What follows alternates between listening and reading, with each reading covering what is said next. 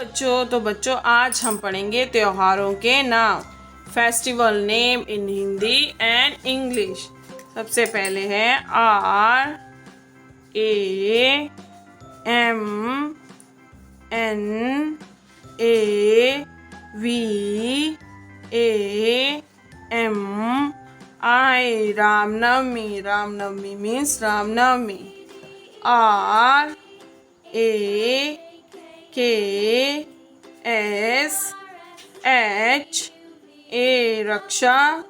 B A N D H A N Bandhan. Raksha Bandhan. Raksha Bandhan means Raksha Bandhan.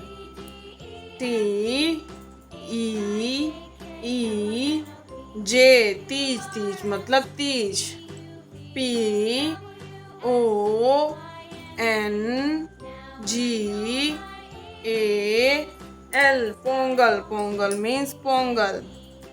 O N A M Onam. Onam means Onam. Ramnavami. Ramnavami. Rakshabandhan. Rakshabandhan. Teej. Teej. Pongal. Pongal. Onam. Onam.